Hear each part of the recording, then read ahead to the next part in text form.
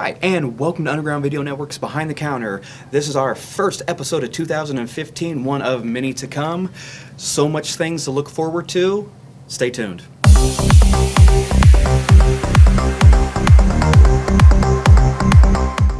Hi, and welcome back to Behind the Counter. Like I said earlier, this is our first episode of 2015. We're back to the future. Yes. Where's my... Oh, come on. It's been too late. I'm not even making the hoverboard joke. You know, the sad thing is, though, everybody's going on about how they want the hoverboard and they want the hoverboard. I want that food hydrator. Remember, she makes the pizza, it's like that big, and she's like, man, Mom, you sure know how to hydrate a pizza. I want that. That is so quick. Why isn't anybody making that? But yeah, here we are. It's 2015. Can't believe it. And it's been a while since you've seen us. Oh yeah, it was a rough winter so far. But damn adulthood. I mean, between work, we're working guys. We don't get paid, to I'm do a college this. student now. The big news, my man here is gone back to school. I'm a Buckeye. Yes, yeah.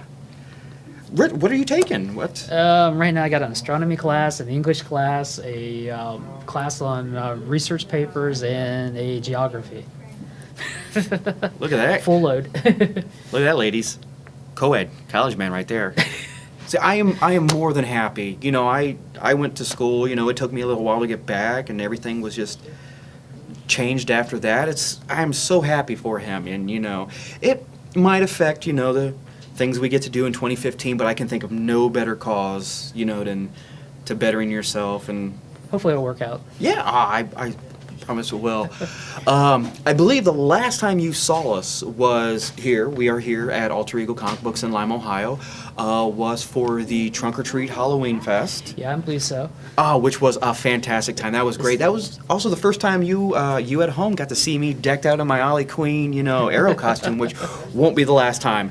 I've had to tinker with it a little bit because of the arrows in the back was constantly smacking people. But it's so far, it's gotten a great response, and I'm very happy with it, and I'm very happy to be doing more with it this year, which you'll see later on. But yeah, it was Halloween was the last time we got to do anything, and here it is. We don't even get to talk about Christmas or New Year's because that was like a month ago. This is Superman weekend, right? Yes. Wait. Super something. I don't care. I'm gonna be. It's Superman weekend. It's Superman weekend. I'm gonna be watching all 3 of the movies, and I know how many there are, and I said 3. No. Speaking of which, the last time you saw us, like I said, was at the Halloween Trunk or Treat Fest, and while we were there, we got to talk to Mark Miller. Right. Fantastic. We love him. Great on the interview. show. You can go catch that. Yep. But there was another guest by the name of Matt Betts who was here showing off his book, Odd Men Out. Unfortunately, the way things worked out, when we had a chance to talk to him, he had a line of people. We went outside, we walked around. By the time we got back, he was already sold out of his book, and he was packing up. So we didn't get a chance to talk to him, which is something I want to rectify, because I did get a chance to purchase his book called Odd Men Out. Now look, for those of you out there who don't know what this is a book. See this? These are pages. It's made of paper, and oh, come on. The book files out there know what I'm talking about. Yes, this is a book. There's no pictures. It's not a comic book. But yes, I do. One of my things I love, not only comic books, I love books. And I was very excited to get this book. He was sold out of them at the show, which fantastic for him. But he was so cool, he hooked me up, even managed to sign it for me, which I love. And yes, the book is folded and beat up and torn because I read my books. But this book right here, Odd Men Out, was a I'm not just blowing smoke. I really did like this. And it's hard to narrow down what I would be doing an injustice just to call it a steampunk book. Although the steampunk culture is a very predominant undertone of the book. The book itself takes place during the Civil War. The problem, well, not the problem, is the crux of the story is the Civil War never actually got to end.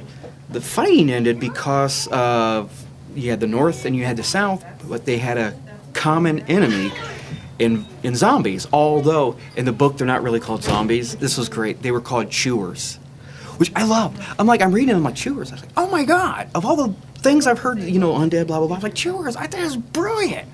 But the story focuses on two really main characters, Cyrus and Lucinda, who had they had a really good like Malcolm and Zoe from Firefly feel. Oh. You know, there was that love between the two of them, you know, and you know, there's kind of had that outlaw feel to them. But they get involved with this group called the Officers of the Military Operations, the OMO, or as they like to call themselves, the Odd Men Out. Fantastic story. How do I even narrow down? There's zombies, there's steampunk, there's historical fighting, there's even monsters.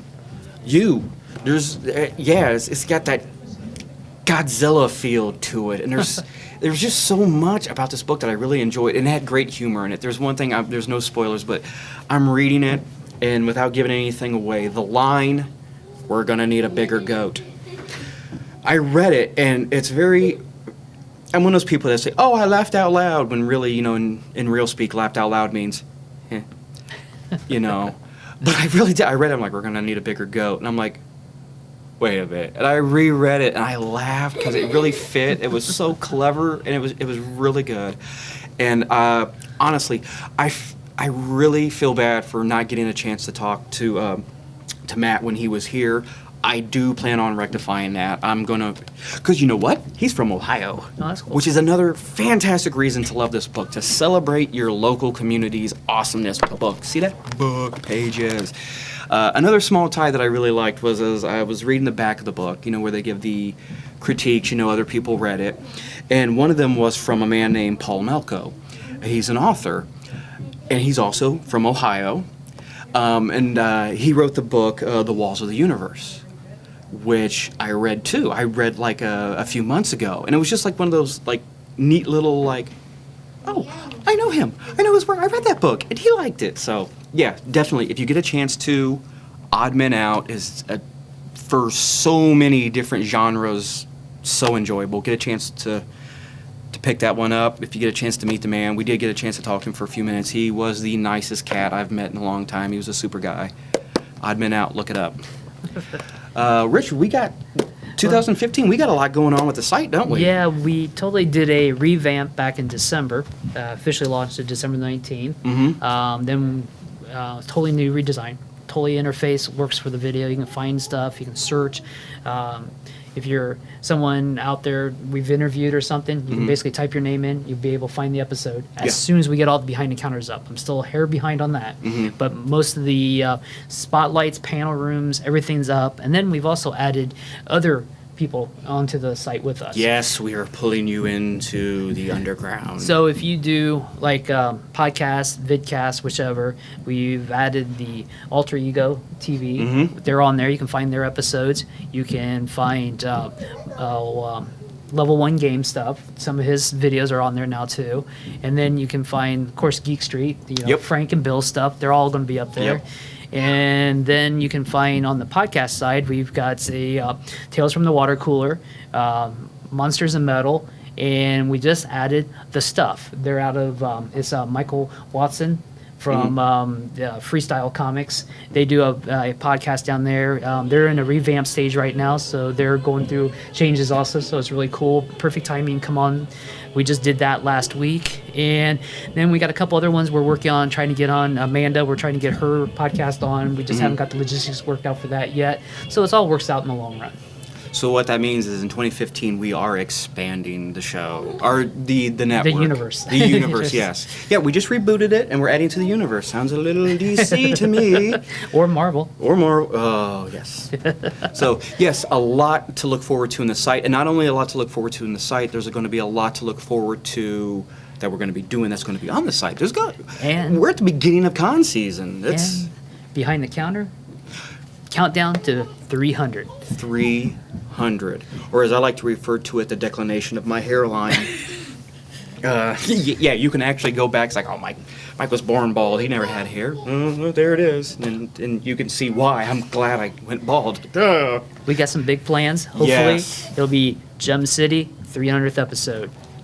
I can't wait. Gem City has always been one of my favorite cons. It's your backyard con. It's where you go to see your friends and to spend ridiculous amounts of money. Now. Huge. Yes. Oh, I'm so happy to see it expand. And yeah, not only that, plus our 300th episode, that's going to be just fantastic.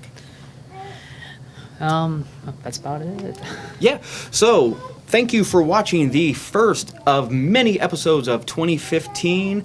Keep it here. Richard, what's that website again you can find us on? It's undergroundvideonetwork.com and behindthecounter.net. See you more in 2015.